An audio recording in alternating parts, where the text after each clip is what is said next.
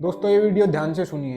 कल हिसार में इनकी एक पब्लिक मीटिंग हुई, उसमें कहा दुष्यंत चौटाला ने कि मुझे बीजेपी के राष्ट्रीय अध्यक्ष ने बुलाया और ये काम रोहतक छोड़ते हैं, आप रोहतक से लड़ लो। मैं कहना चाहता हूं बीजेपी के और जेजेपी के लिए, बीजेपी रोहतक छोड़ रही थी जेजेपी के लिए और रोहतक का नाम सुनकर जेजेपी ने गठबंधन छोड़ दिया। लेकिन आप जानते हो जब तक जीवन की आखिरी सांस रहेगी आपके आशीर्वाद को हम नहीं छोड़ सकते, ये मैं आपको कहना चाहता हूं। इस वीडियो में दीपेंद्र हुड्डा जी कह रहे हैं कि दुष्यंत चौटाला बीजेपी के राष्ट्रीय अध्यक्ष जेपी नड्डा जी के पास गए, उनको बोला कि हमें भिवानी महेंद्रगढ़ और हिसार की लोकसभा सीट चाहिए, लेकिन जेपी नड्डा जी ने या बीजेपी ने उनसे मना कर दिया ये सीटें देने के लिए और कहा कि आप रोहतक से चुनाव लड़ सकते हैं, हम रोहतक की सीट आपके लिए छोड़ देंगे। लेकिन दुष्यंत चौटाला वापस आकर अपनी पार्टी से डिस्कस करके वापस जाते हैं और कहते हैं कि आप बुढ़ापा पेंशन को भी 5100 रुपये कर दीजिए, हम एक भी सीट पर चुनाव नहीं लड़ेंगे। ये बयान था, ये कहना था दुष्यंत चौटाला का।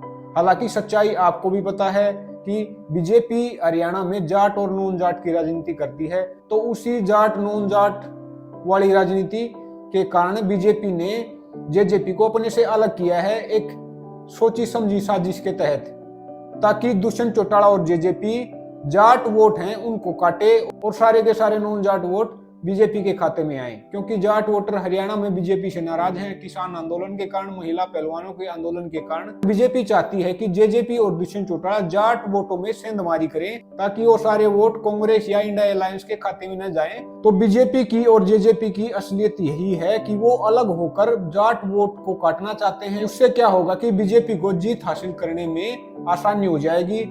हालांकि इस बात में 100% सच्चाई है कि बीजेपी के पास और जेजेपी के पास रोहतक से लोकसभा चुनाव लड़ने के लिए दीपेंद्र हुड्डा के खिलाफ कोई स्ट्रॉन्ग कैंडिडेट नहीं है। हरियाणा की रोहतक लोकसभा सीट एकमात्र ऐसी सीट है जहां से दीपेंद्र हुड्डा को हराना ना के बराबर हो चुका है। आप ये मान के चलिए कि वहां से दीपेंद्र हुड्डा 100% जीतेंगे, क्योंकि बीजेपी की तरफ से वहां पे 3-4 नामों पर चर्चा हो रही है। जो करंट में रोहतक से एमपी है अरविंद शर्मा, उनका टिकट कटने वाला है। वहां पर बाबा बालकनाथ की बात हो रही है, कैप्टन अभिमन्यु की बात हो रही है, ओपी धनखड़ की बात हो रही है। लेकिन असलियत ये है कि बीजेपी के पास और जेजेपी के पास दीपेंद्र हुड्डा के खिलाफ लड़ने के लिए कोई स्ट्रॉन्ग कैंडिडेट नहीं है। ऐसी वीडियो देखने के लिए मुझे फॉलो कीजिए।